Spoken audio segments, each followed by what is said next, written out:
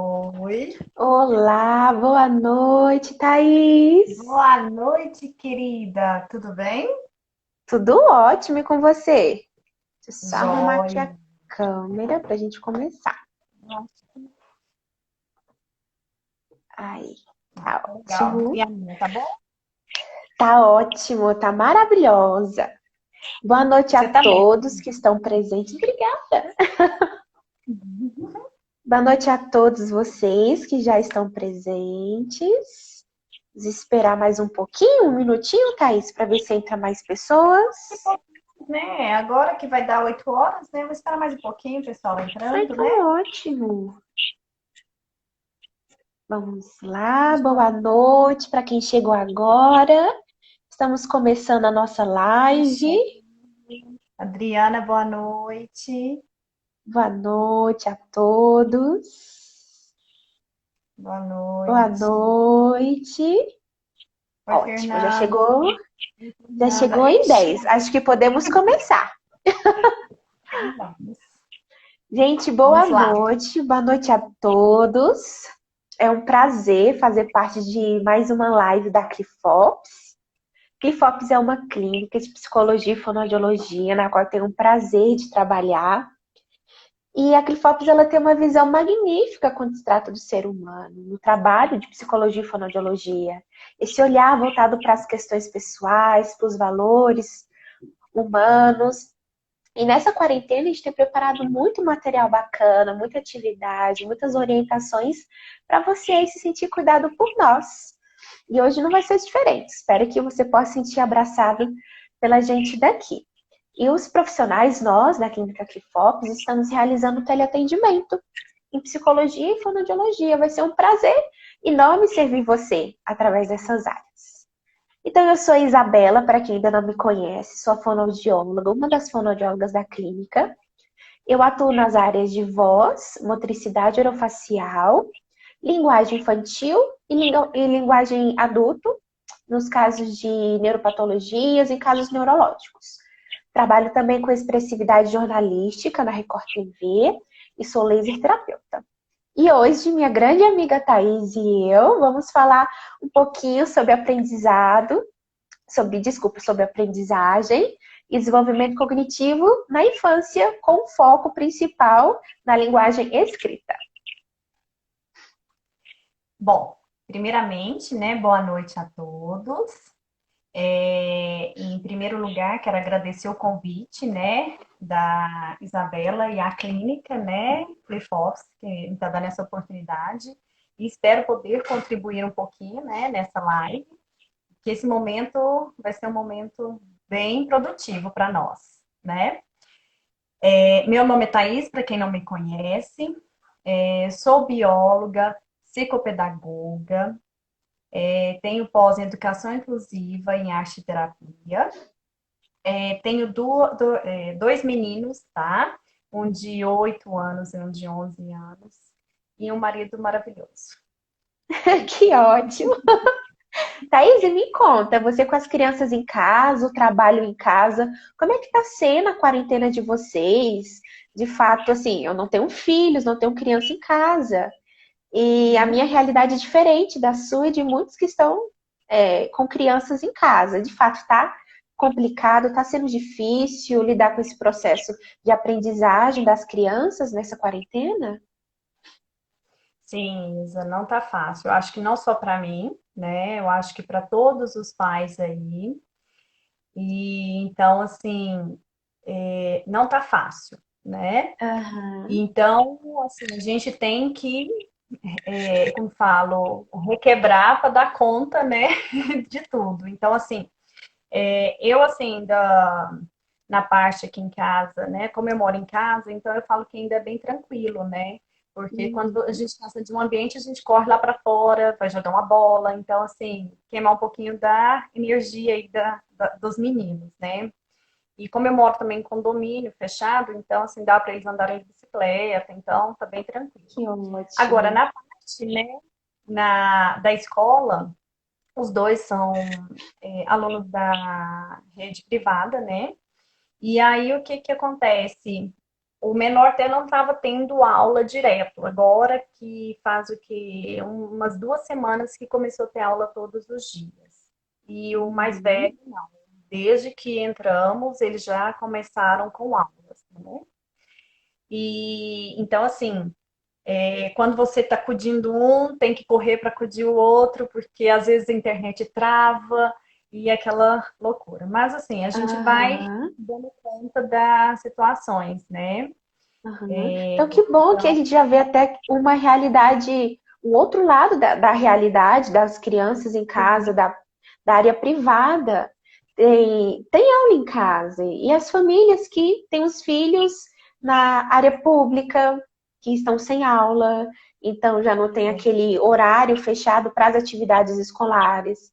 Até mesmo aqueles pais que iam para o trabalho e deixavam as crianças menores em creches ou sob o cuidado de algum outro profissional, e agora estão em teleatendimento e as crianças em casa também. Então acaba que a é, rotina deles eles tiveram que refazer e dar aquela volta por cima. Você está conseguindo, Thaís, lidar com essas questões de rotina? pois é, até eu ia chegar nesse ponto. Então, assim, desde o início, a gente sempre trabalhou isso aqui em casa. A gente não saímos da rotina, porque a rotina é muito importante no dia a Com dia certeza. das crianças, né? Das crianças até da gente mesmo, né? É verdade. Então, o que que acontece? Eu acho que a gente não pode, né? Tem que ter o horário de acordar, tem que ter o horário para dormir, então tem que ter o horário para comer, porque isso tudo, até para criança, liberta até um sentimento, né, nelas de que vamos falar, esse tempo agora, né, essa quarentena, logo, logo vai estar passando, né? Então, Sim, assim, é para poder verdade. também ver isso daí. Então, assim, eu sempre falo que a rotina ela é muito importante, porque ela vai estar proporcionando assim, sentimentos de estabilidade e de segurança para a criança, né? E aí, Aham. proporcionando isso, elas conseguem lidar com a situação também. Então, assim, eles têm horários aqui em casa, a gente tem horário, né? Tudo, porque eu acho, e assim, isso é muito importante, né? Para não. Vamos falar, porque logo, logo isso vai passar, se Deus quiser. E passando, a Sim, gente continuar, né? Nessa rotina nossa. Então, assim, se você não está com a rotina, até a criança voltar a se identificar no meio onde que era o antes de ir para a escola, os horários de levantar tudo, então é difícil. Então, rotina, gente, eu falo, tem que continuar, né? tem. É Isso é muito importante. verdade. Uma outra coisa, Isa, que eu Ah, acho que é muito importante também é o local do estudo da criança, né? entendi. Então, seus Se filhos você têm um espaço específico para é, estudar? Aham, graças a Deus aqui em casa eu tenho como proporcionar isso para eles, né? que Porque ótimo. cada um tem o seu cantinho. Então, sempre eu falo, esse lugar ele tem que ser o quê? Calmo e tem que ser confortável, né? Para a Entendi. criança. Então, cada Aham. um tem o seu cantinho. Então, Mas o eu confortável. Desculpa, Thaís, pode continuar. não, tranquilo. Então, assim, e também a gente tem que proporcionar um ambiente rico em estímulos para essa criança, para Aham. aprendizagem. Mas esse ambiente rico é rico para aprendizagem. Ah, é isso que eu ia comentar. Se era um Então, eu ambiente vou rico na vou deixar visão um da pouquinho. mãe. Isso que eu ia perguntar, se E era um ambiente organizado na visão da mãe, psicopedagoga e arteterapeuta, ou na visão da criança, do conforto da criança, com o brinquedo que ele gosta ali perto, com a atividade que ele gosta, para assim que ele terminar, ele já partir para essa atividade ou não? Um ambiente voltado especificamente para atividade escolar. não, esse ambiente realmente é para atividade escolar, é rico, rico em quê? Aham, Materiais que vão ser utilizados, por exemplo, somente aqui na mesinha ter somente material para ser utilizado nessa aula, né? entendi. E lembrar o seguinte, até na escola do menor sempre coloca uma garrafinha de água, porque senão eles não têm disciplina, eles não têm a É maturidade, verdade. eles não conseguem sentar e concentrar, não é igual uma sala de aula, chegar, sentar, concentrar e fazer aula ali. Então, Com tudo é possível. certeza. Ele está levantando e está indo ali pegar uma água, pegar alguma coisa para comer. Então, assim, é, eu acredito, né, que isso é muito importante, né, esse momento deles. É verdade, concordo muito. Essa questão de o fato da criança já estar em casa, no ambiente familiar, onde tem regras que ela criou, onde tem regras que os pais criaram. Então, tá de frente com uma professora que está em um outro mundo, em um outro contexto, em uma outra situação, pode acabar criando esse mundo de liberdade para a criança, de que eu estou na minha casa, estou no meu espaço, estou no meu contexto, então eu posso levantar a hora que eu quero, eu posso ir ao banheiro a hora que eu quero, eu posso pegar no brinquedo e mostrar para minha professora porque eu estou no meu espaço. Então também temos É. esses pontos que podem ser prejudiciais para esse período de quarentena, de interação com a criança dentro de casa e com o ser do outro lado. E outra coisa, ô Isa, que eu coloco, né? Não são todos os pais que têm uma didática para ensinar, não são todos os pais que Sim, têm, não tem, às vezes, nem tempo, né? Porque está trabalhando em casa. Então, assim, isso. e assim, são pais que gostariam de estar ajudando, mas às vezes eles não dão conta. É muito difícil. Aham, Vou falar que não é é, porque é verdade. muito difícil para os pais, entendeu? Acompanhar aí as crianças nesse momento, mas não é impossível. Então, É assim, verdade, eu concordo. a gente faz, né? Eu acho que tem que fazer, entendeu? Dentro da, né, na medida do possível, Aham, você fazer o que você consegue. É um desafio muito grande para o pai e também eu falo que é para a criança, né? Essa realidade que a gente está sim, vivendo hoje, é verdade. né? E uma outra coisa também, Thais, que eu gostaria de pontuar, pelo fato de da criança estar tendo aula em casa ou não, mas ela está tendo esse período de aprendizado e desenvolvimento dessas habilidades escolares dentro de casa, é onde os pais encontram dificuldades no filho. E fica aquela dúvida de dificuldade, é um transtorno, é um distúrbio, o que que é? Então, É, é mais uma coisa para a gente falar, para a gente ficar atento, os pais e tudo mais, para as questões de como a criança se comporta, as dificuldades que ela aprende, porque nem sempre a dificuldade é um transtorno, é um distúrbio, é alguma alteração neurológica. Apenas essa questão da rotina que foi quebrada, a questão da professora do outro lado, do coleguinha que estava ao lado dele e ajudava ele a enxergar o quadro e não ter mais. Então, essas questões a gente também pode pontuar e observar bastante dentro de casa. com certeza. Inclusive, Isa, pais estão assim desesperados, né? Vamos dizer. Tem pais Eu procurando imagino. ajuda nesse momento. Mães, Aham, assim, amigas minhas me ligam, falam, Thaís, eu não dou conta, o que que eu faço? Então, assim, dentro do possível, eu oriento, né? aham. Isso daí não é só uma outra pessoa, uma família ou outra que está passando. Então, assim, isso são É geral. várias pessoas. É uma situação geral. Então, assim, todos estão Aham, sofrendo, estão, todos, né? Então, isso está acontecendo não é só com o seu filho, né? Então, sim, assim, isso é de modo, né, geral que está com acontecendo. certeza. Com certeza, até porque a criança não vem com manual de instrução. E a gente sabe que o desenvolvimento dela, nos aspectos da linguagem oral, escrita e das outras habilidades cognitivas, vão diferenciar de um para o outro. Então, a gente Sim. esperar que um filho tenha o mesmo comportamento, o mesmo desenvolvimento, a mesma velocidade de progressão que um outro, não é a mesma coisa. E é até errado a gente esperar isso.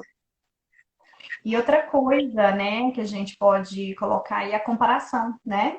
Então, a Isso, gente não deve fazer comparações de um filho, né, e o com outro, porque certeza, pode, um tem algumas habilidades que o outro não vai ter, né? com Então, certeza. alguns desenvolvem melhor algumas, né, das habilidades, e o outro já, né? Então, assim, isso é muito difícil. A gente, como pai, a gente gostaria, né, de poder ser tudo bonitinho, igual, né? Mas É, não, todos. diferentes. Você que o diga, né, Thaís? Dois em casa. Você Sim, falou aí do ambiente de estímulo.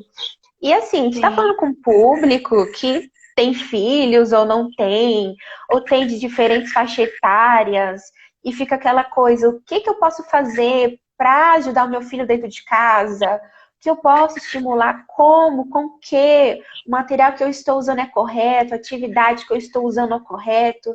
Igual você falou, os pais ou os cuidadores não estão preparados, eles não são educadores a respeito sim, de desenvolvimento das habilidades de leitura, escrita, da linguagem escrita em geral.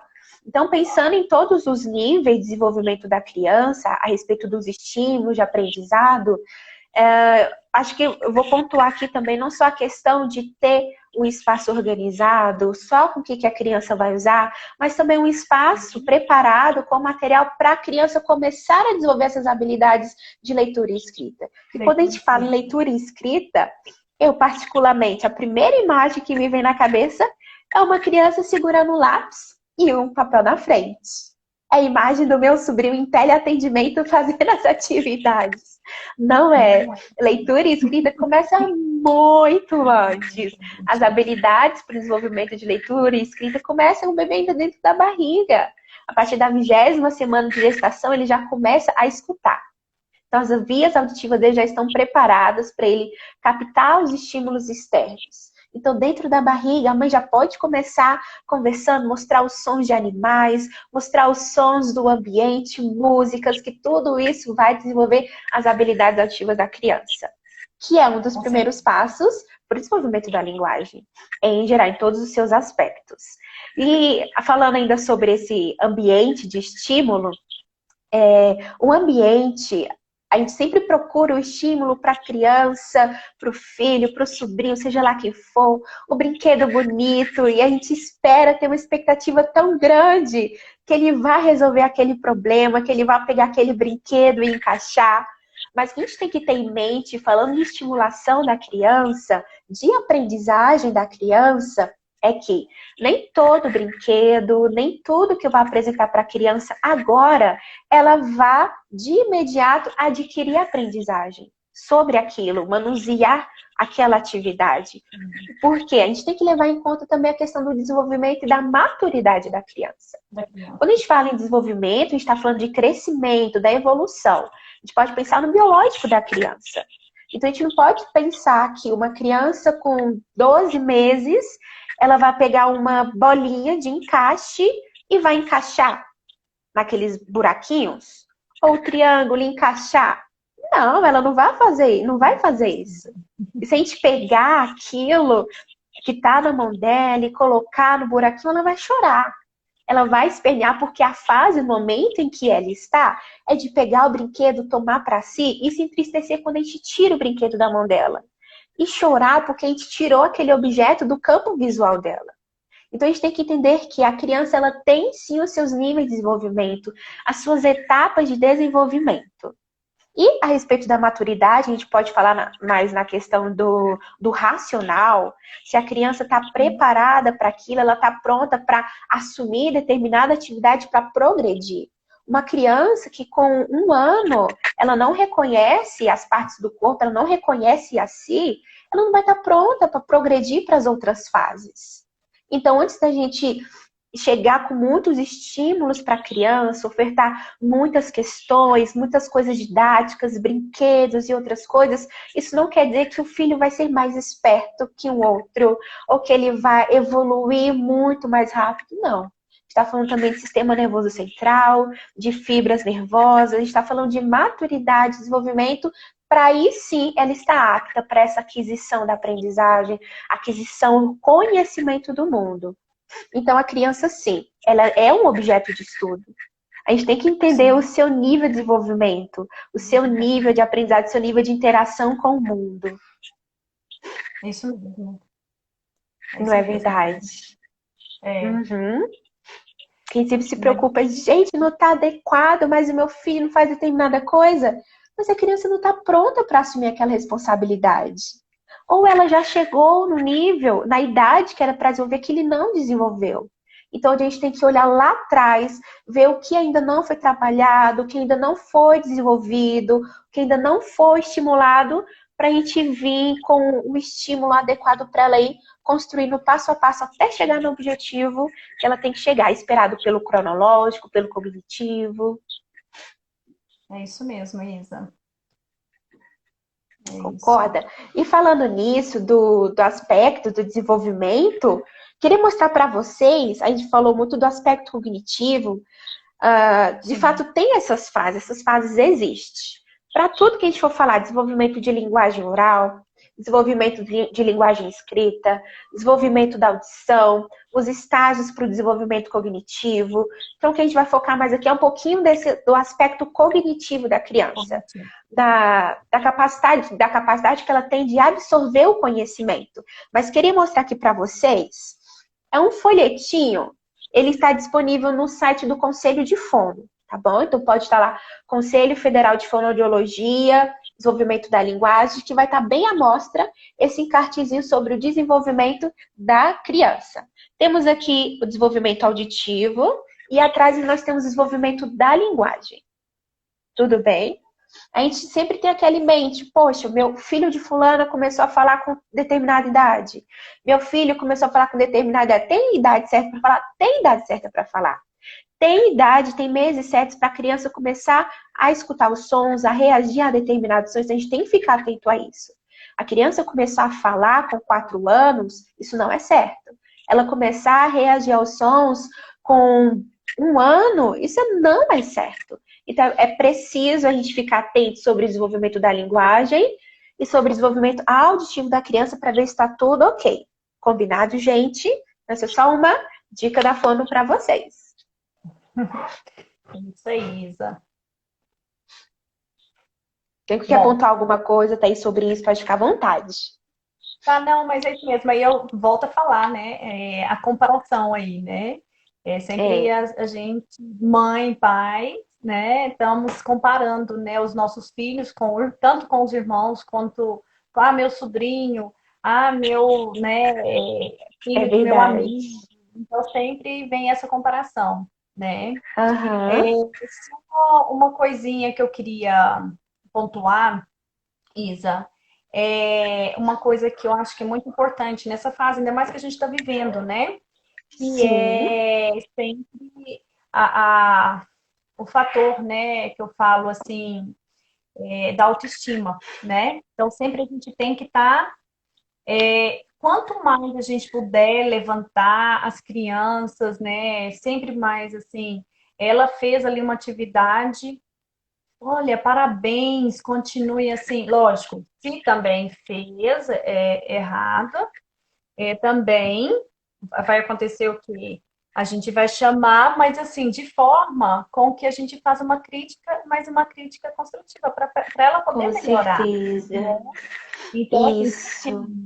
porque é muito importante, né, para a criança essa autoestima. Então, assim, já falando em autoestima, eu vou indicar, eu estou aqui com uns livros, Que eu vou te maravilha. indicar do seu filho. Não sei se. Então, peguem aí, anotem aí, peguem a canetinha, já vai uma dica aí para vocês, não sei se vocês conseguem ver. Depois a gente poderia colocar, né, Isa, também, Ótimo. né, lá no Instagram da clínica, as No coisas que a gente Stories. Aham. né? Então, anotem Perfeito. maravilhoso, tá, pessoal? A autoestima do seu filho, tá? Ai, maravilha. Ele é um dos livros que eu recomendo, tá? Que Para esse ótimo, momento Thaís. estimular e ajudar, né, os pais, né? E, e uma outra coisa, assim, que os pais, né, devem estar, como se diz, nesse período mais difícil também, é um outro que eu vou estar indicando, que é do Augusto Cury. Isso aqui, gente, eu vou falar, é um manual mesmo. Tanto é que aqui embaixo, não sei se vocês conseguem visualizar, fala manual prático para. Peraí, deixa eu. Manual prático para educar filhos ansiosos, mas muito inteligentes. É o Gente, que Socorro. incrível, que máximo! Augusto Cury, do Augusto Cury. Eu sou apaixonada no Augusto Cury, né? Então, assim, Aham. mas esse livro é um manual. Vocês, pais, têm que ler. Vale muito a pena, tá? Isso aqui é um livro mesmo. Ele fala sobre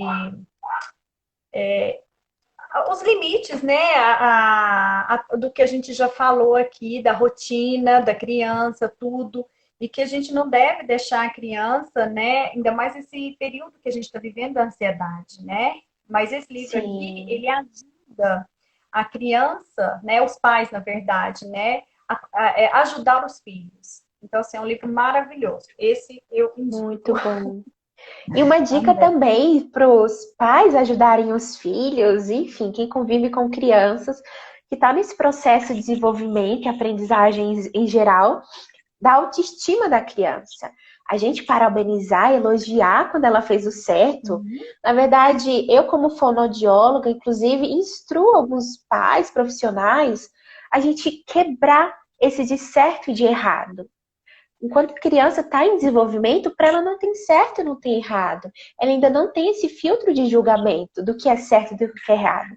Então, o que a gente tem que ter a visão do usual e do não usual. Então, se a criança está em período de alfabetização e ela faz alguma letra ou algum processo de esquemas que não foi adequado, não vamos corrigi-la como se aquilo fosse errado. Nossa, isso é errado, não se faz. Pelo contrário, parabeniza pela tentativa. Aquilo já foi muito significativo para ela e de muito esforço, porque ela trabalhou e fez esquemas mentais para chegar naquela ação. Então, ela mentalizou na cabeça dela um ato de sucesso. Então, mas a gente viu que não foi da forma usual. O que, que a gente faz? Parabéns, ótima tentativa. Mas e se a gente fizer dessa outra forma? Vamos ver como fica? E se a gente virar a letra desse lado, como é que fica?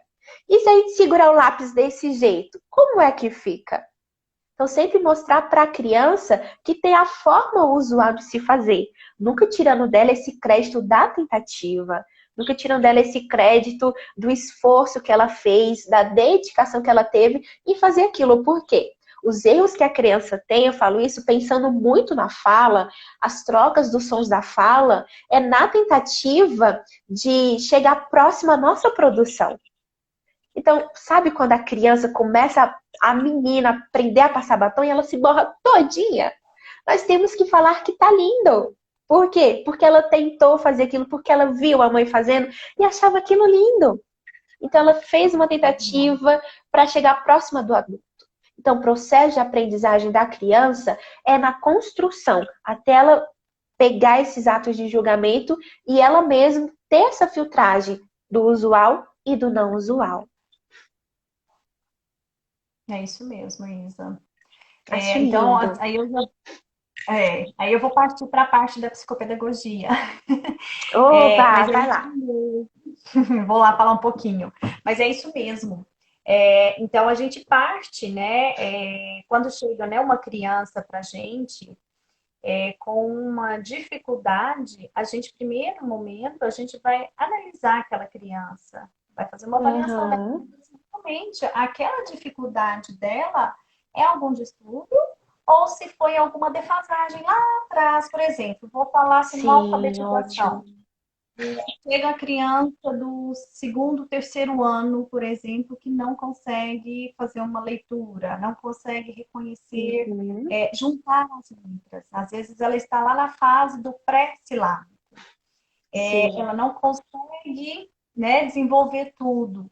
Então, o que que a gente vai fazer? A gente vai ver. Primeiro, a gente vai observar se for algum, né, distúrbio, alguma coisa, a gente vai estar encaminhando, né, para o médico, neuro ou para fono, né? A gente vai avaliar aí e a gente vai estar indicando os profissionais. Então, eu sempre falo que a gente trabalha em equipe, né? Então, Ótimo, é verdade. psicólogo, porque, gente, hoje em dia, do jeito que tá, né? Essas crianças estão aí, ainda mais nessa fase, né? Que estão passando, não tá fácil. Então, eu sempre falo. Então, assim, é uma ajuda, é um conjunto. Então, é nós, psicólogo, fono, psicopedagogos, Uhum, neuro. Então, essa equipe toda vai trabalhar em cima disso. E aí a gente vai observar se realmente for alguma coisa, a gente corrige, né? Se for uma defasagem, a gente vai lá atrás para ver aonde é que ocorreu essa defasagem, para a gente com solucionar o certeza. problema, poder ajudar a criança, né? Para ela poder ir embora, né? Com E aí tem certeza. muitas, né, das crianças que às vezes têm, é, não conseguem se concentrar, né? Não conseguem memorizar. Então é onde que a gente parte para, né, tá trabalhando aí com alguns jogos, né, algumas atividades. Isso aí a gente vai falar Com mais daqui a pouco. certeza. É Vamos as pular, né? dicas, as dicas. E é ótimo quando a gente vê a criança mesmo como um passivo do meio externo. Ela ainda não tem esse poder de ser a própria produtora da saúde dela. Uma vez eu lembro da época de faculdade, eu apresentei um artigo falando sobre os determinantes da educação. Sempre amei essa questão dos determinantes, e eu sabia de qual saltear determinantes da saúde. E eu, gente, meu estágio de leitura e escrita, de estudo de leitura e escrita, e eu, será que tem determinantes da educação? Quem sempre estuda lá as dificuldades de leitura e escrita, distúrbios, transtornos de leitura e escrita, sempre voltado para o biológico, sempre voltado para aquela questão da criança, déficit de atenção, transtorno do processamento auditivo. Mas será que é sempre ela que carrega essas dificuldades, esses processos negativos para o desenvolvimento da leitura e da escrita? Aí eu achei um artigo de 2012 de psicopedagogas, olha que bacana. Elas acompanharam, três psicopedagogas acompanharam uma turma de alunos da quinta série durante o período todo letivo da passagem da sexta série. E avaliaram, fizeram as avaliações psicopedagógicas, acompanharam, viram o currículo escolar dos professores, enfim. E acompanhar essa criança para ver o desenvolvimento dela escolar. E eles foram determinando alguns pontos para esse desenvolvimento da leitura e da escrita. E eles pontuaram tantas coisas que, no fim do ano letivo, da passagem da quinta série para a sexta série, algumas crianças reprovaram. E essas crianças que reprovaram, a partir daí, eles fecharam esses determinantes da educação, que as crianças que não tinham televisão em casa, não tinham acesso à internet, não tinham telefone, as crianças que não tinham banheiro em casa, as crianças que não tinham esgoto, o esgoto passava aberto na frente de casa, crianças que andavam mais de 10 quilômetros para ir para a escola, foram as que estavam dentro das crianças que reprovaram um ano. E, de fato, essa questão da criança em casa, de a gente tentar procurar meios para estimular a criança, mas olha os outros fatores que também estão aí dentro ligados na produção da linguagem escrita da criança, dos determinantes da educação da criança. Infelizmente, vão ser pontos que eu e você e muitos outros profissionais não vamos conseguir trabalhar nessa quarentena. É. E é difícil porque a criança como um todo tem tanto para desenvolver. O meio dela, ela precisa aprender a gerenciar o mundo extrínseco, os estímulos extrínsecos para que ela possa crescer, desenvolver, criar maturidade. Mas tem tantas barreiras ainda que precisam ser trabalhadas. Tantas barreiras, Com certeza, Isa. Mas é isso né, mesmo. Thaís? Uhum. Bom, Uma coisa que eu ia te perguntar lá no início, eu não te perguntei sobre arte terapia. E aí ela tá ah, sendo efetiva nessa quarentena. pois é, Isa, com certeza, né? Porque o que que acontece? Eu vou falar um pouquinho da arte terapia para vocês. Ah, por favor. O que que, né, na verdade, é a arte terapia? É um meio que a gente utiliza, né, para melhorar a saúde mental, né? Essa saúde mental que vai proporcionar o quê? Um bem-estar, né? Melhor para as pessoas, né? Tanto para as crianças, quanto para as pessoas, para os adultos, quanto também para a terceira idade, né? Os idosos, né? E com isso ele tem vários benefícios, né, a arte-terapia. E assim, um dos benefícios, ele melhora a qualidade emocional, ele vai estimular a confiança, tá? A autoestima e a confiança da pessoa, melhora as habilidades físicas aí também. Outra coisa, vai diminuir o quê? A ansiedade, né? Que eu acho que é o ponto principal, né, para estar trabalhando isso daí. O estresse vai diminuir o nível disso daí. E outra coisa muito Muito legal, bom. que trabalha com a gente vai conseguir melhorar a concentração, a memória e a atenção. Muito Então, a bom, gente gente. tem que fazer tudo, porque assim, que seria? São trabalhos, né, manuais, trabalho com o corpo. Então, assim, esse trabalho da arte-terapia, ele pode ser um trabalho, a gente consegue fazer ele tanto individual quanto em grupo. Eu consigo trabalhar com desde crianças, né, adultos, terceira idade. Então, assim, dá para fazer muita coisa legal, sabe? Que Então, assim, a gente ótimo, Thaís. trabalhar essas habilidades mesmo, sabe? E aí desenvolve de Uhum. acordo com cada pessoa, porque cada pessoa é diferente. Então a gente vai pesquisar, Sim. vai investigar ali naquele paciente o que ele gosta, entendeu? Qual que é a habilidade que ele tem. Ah, vamos, por exemplo, vou fazer um quadro, eu quero fazer uma pintura, uma aquarela.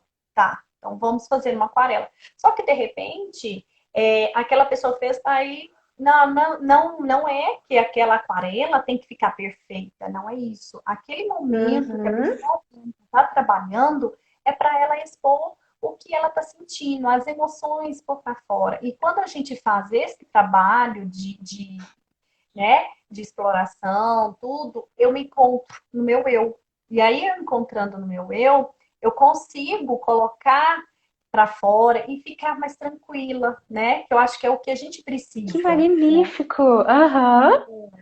Então é um trabalho maravilhoso. Então é um trabalho que dá para Que trabalhar com ótimo. todas as idades, entendeu? E é um trabalho assim, Aham. fantástico. É uma das coisas também que eu adoro fazer. Ai, E que coisa é muito boa, Thaís. gratificante, né? E quando você vê Aham. esse trabalho, né, da arte, você vê assim o resultado. Quando você vê o resultado final, você não vê ali um quadro qualquer da pessoa. Que às vezes você, assim, Sim. se uma pessoa não entende, ela vai bater o olho, nossa, que coisa horrorosa, né? Mas não é porque o que acontece? Ela, né, aquilo ali tem um valor muito grande para ela, porque foi a partir daquele momento que ela conseguiu colocar para fora alguma coisa, alguma angústia, alguma coisa que estava fazendo mal para Sim. ela, né? Que Então, assim, ótimo. dá para fazer com todas as idades, é um trabalho muito gostoso. Então é Ai, que isso. E aí é legal, onde que a gente Thaís. Que as bacana. habilidades, de tudo, dá para fazer muita coisa. Então, dá para fazer, por exemplo, trabalhos com argila, pinturas, mosaicos, é, telas, né? Então, assim, dá para trabalhar Aham. com Música em geral, todos os tipos de expressões música, trabalho com possíveis. corpo.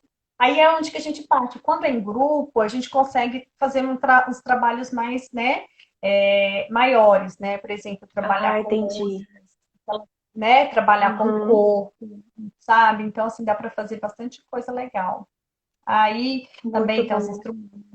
Então, aí a gente vê de acordo com cada paciente, né? O que ele ali ele tem uma habilidade que a gente pode desenvolver que faz bem para ele naquele Entendi. momento. Então, a gente vai partir desse princípio, né? Ai, que Daí. Eu ótimo, acho que gostei demais. Nossa, Hã? muito bom. E você atua em clínica mesmo, clinicando com arte terapia? Sim, e também Uhum. eu estava com um projeto para esse ano, só que por conta da quarentena, eu prorroguei ele um pouquinho. Ô, Esse projeto é Thaís. para trabalhar com a terceira idade, principalmente, né? Porque é Uhum. uma idade aí que está aumentando e que as pessoas, né, mais velhas ficam mais isoladas. Querendo ou não, Sim, eles ficam mais só. Então, é onde que eu estava querendo estar trabalhando com eles. Meu projeto era atender grupos em condomínios, né? Ai, que Então, legal, bacana. vou parar um pouquinho, vou esperar a quarentena passar e depois, quem sabe, a gente Mas coloca logo tudo vai dar certo, tudo vai passar. Você vai fazer os coisa. seus projetos. É isso aí, Isa, com certeza. Que ótimo. Thaís, eu separei aqui um tópico para a gente trabalhar, Hum, pensando mais especificamente nesses estágios do desenvolvimento cognitivo que a gente falou um tanto. sim, Acho que seria bom, pela hora, a gente dar umas dicas para o pessoal de casa interagir, o pode que eles ser. podem fazer com a criança.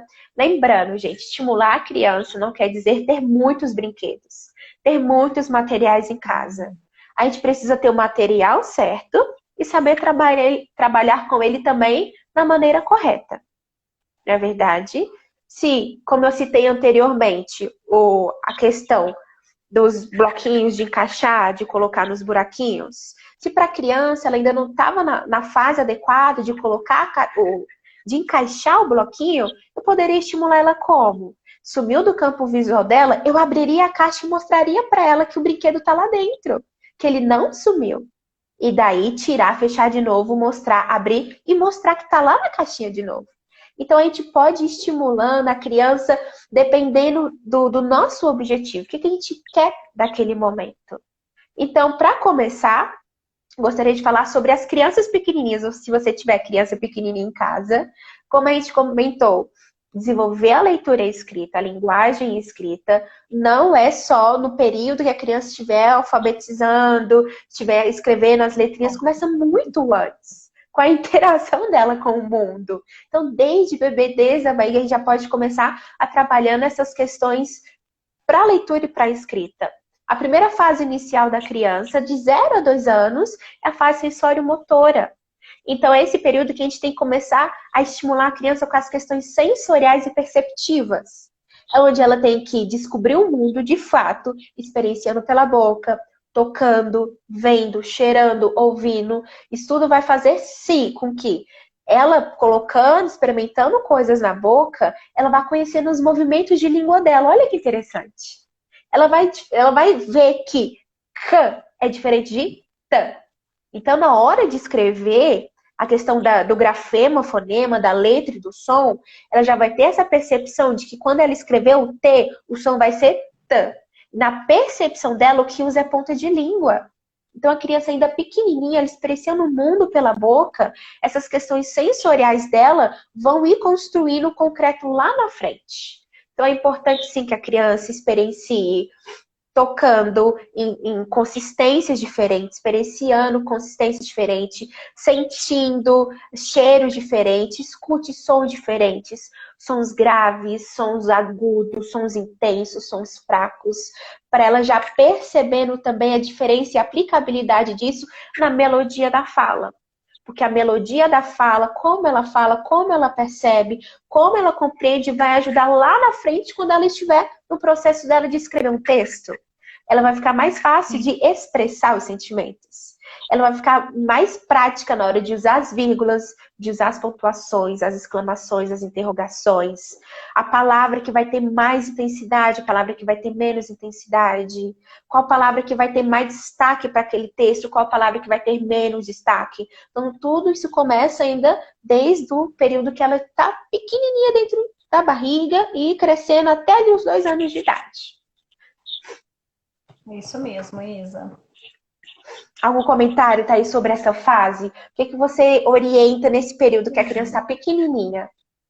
Nessa fase, né, seria brinquedos mais moles, né, que não machuquem, que ela possa levar na boca, né, essa sensibilidade que eles têm de, né, tudo que pega, colocar na boca, É, e de forma com que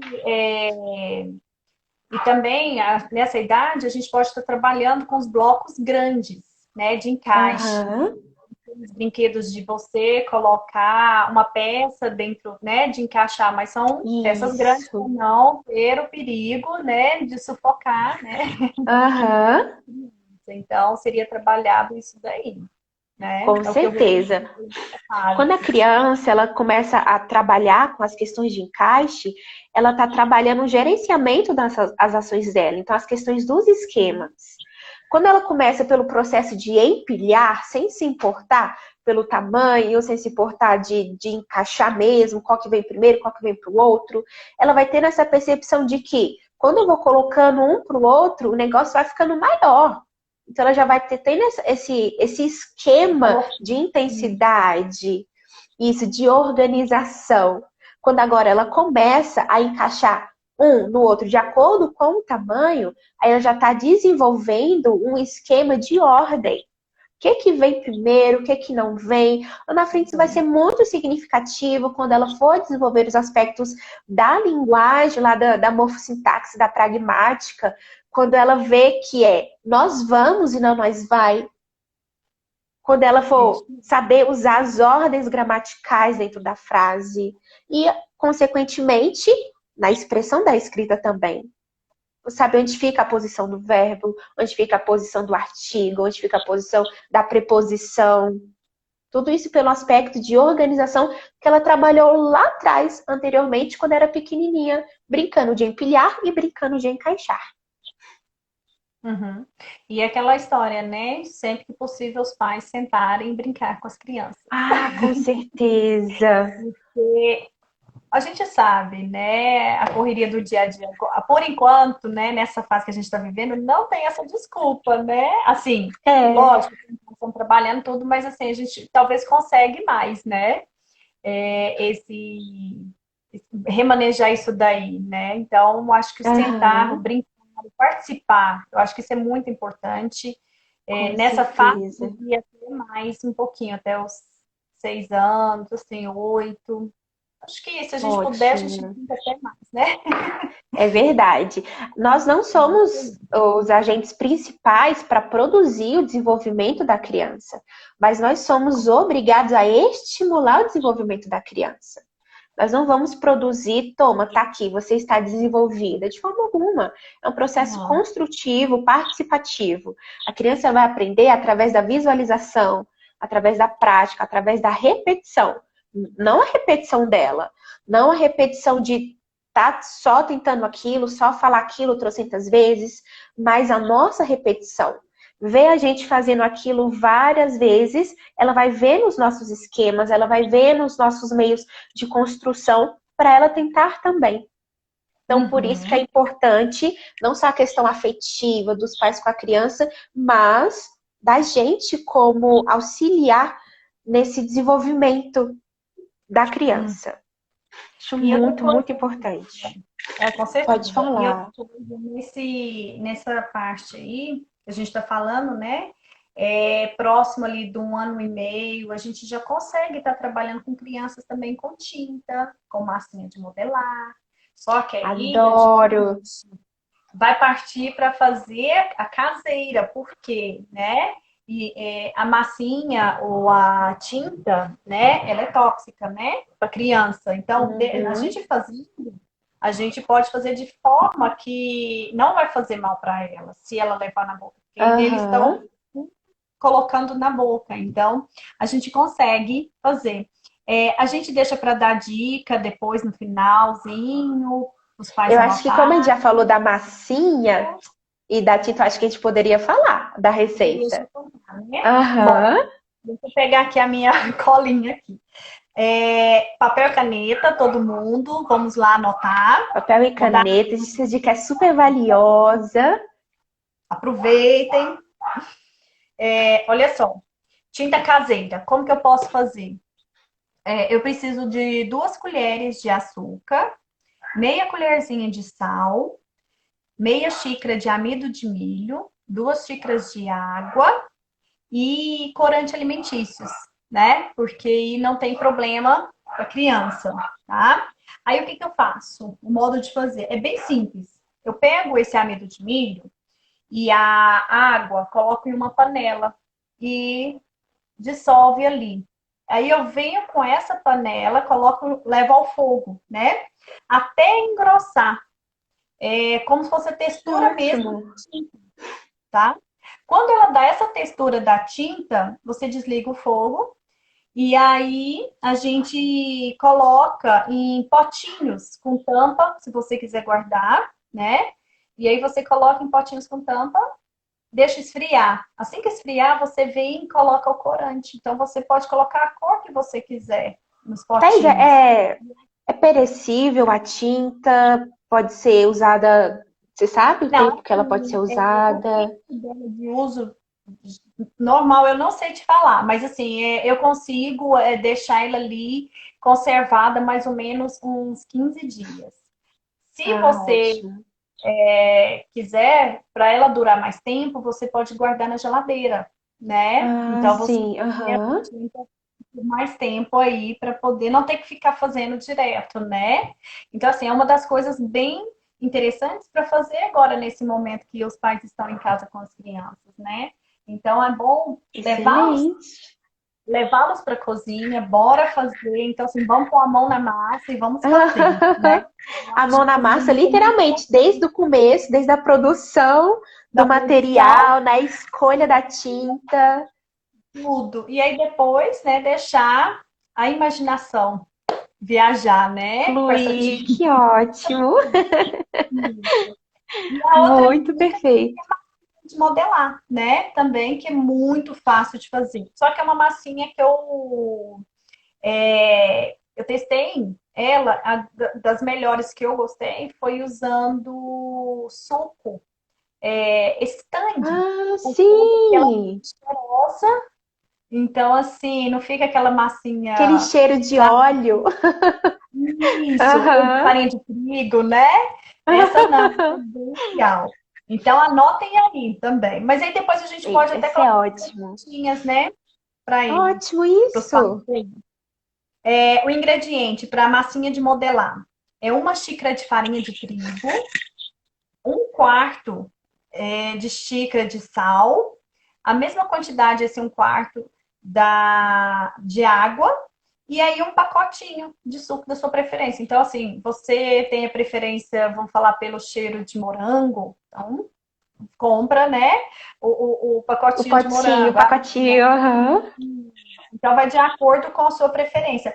Aí, como é que a gente vai fazer? A gente vai misturar todos os ingredientes ali, mais ou menos, você vai amassando uns 4 minutos, e aí tá pronto para você brincar. E a vantagem é o quê? Que não tem nenhum desses,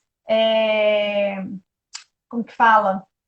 Ingredientes, ele não faz mal, né? Não é tóxico, né, para as crianças. Isso. Agora, você também pode substituir esse suco.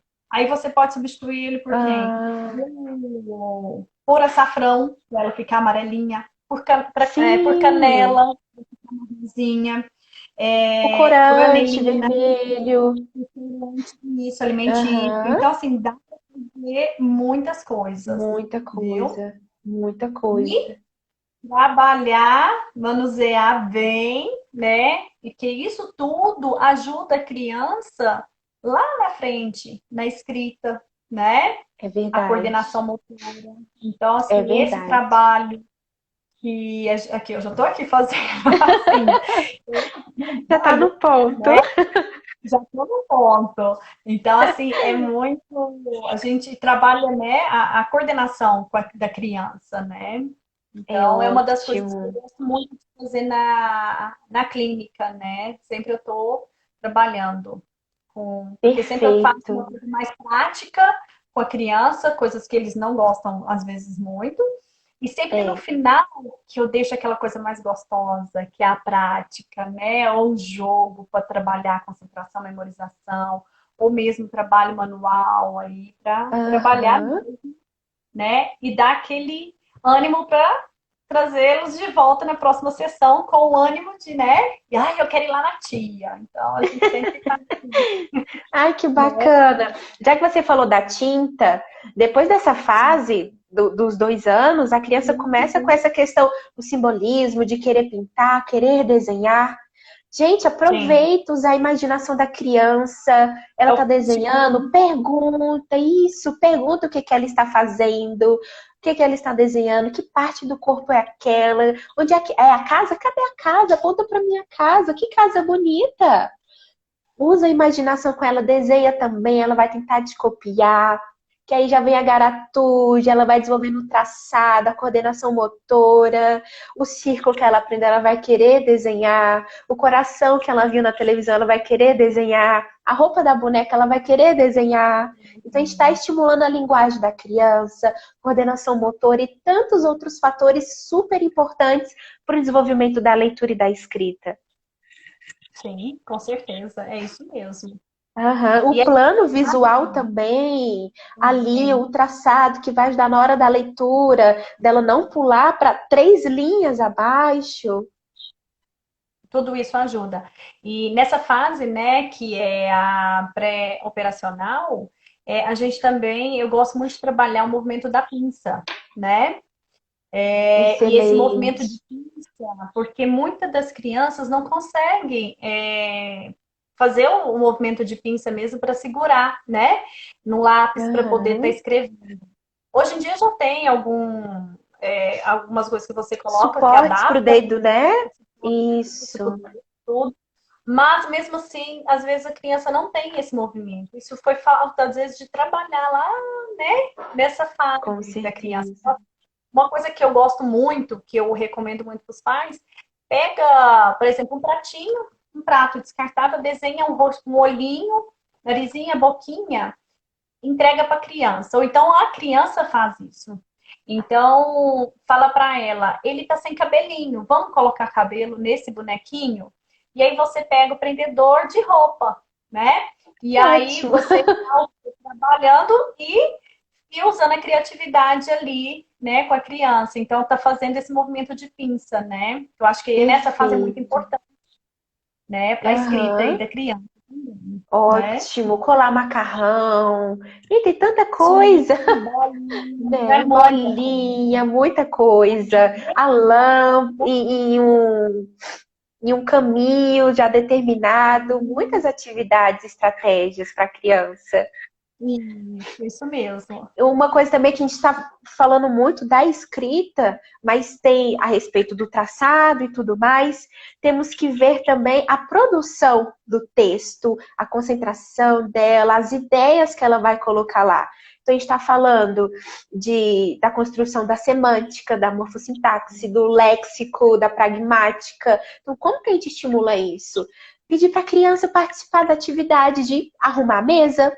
Isso já falando também para os maiorzinhos, 4, 5 anos, põe um copo descartável ali em cima, põe não sei o que, nomeando, já para ele ver que aquele objeto tem nome, e que lápis é diferente de caneta, e que não é só sapato, é sapato, tênis, chinelo, salto alto, nem tudo é roupa, é blusa de frio, blusa regata, blusa com manga, blusa sem manga. Então dá esse mundo de experiência para a criança, para ela ter na cabecinha dela guardado as palavras, tudo que ela vai precisar usar para lá na frente ela passar por uma produção de texto, por exemplo.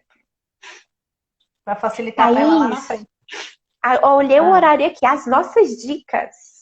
Ai, meu Deus. Tá, olha só. É muita coisa, eu não sei que isso vai ter que estender um pouquinho. Olha só, mas vamos lá. Você quer falar mais alguma coisa dessa Não, fase pode falar, aí? tá tranquilo. Eu acho que as suas dicas vão ser as principais Tá, aqui. olha só, nossa. Bom, vamos lá. Eu vou recomendar livros, né? Ainda mais agora nessa época. Eu acredito que os pais consigam aí já comprar, às vezes até pede pela internet, alguma coisa. Vamos lá. Para as crianças menores começarem, eu acho que é uma coisa bem legal. Eu peguei aqui um exemplar só. São gibis, né? Eu acho que é uma coisa muito legal para a criança começar, né, a desenvolver a leitura, né? E depois disso daí, para as crianças menores, a gente eu dou 2 sugestões. Um é o Homem-Cão, que eles adoram, tá? Esse Homem-Cão, ele tem uma coleção. Outra coisa Thaís, é o contagem regressiva. 20 Capitão. segundos. E para os mais velhos um pouquinho, lá para os 8 anos mais ou menos, é o Diário de um Banana. E para os pais aí, mais uma dica. Esse daqui, gente, vale a pena para vocês poderem brincar aí Ai, gente, muito obrigada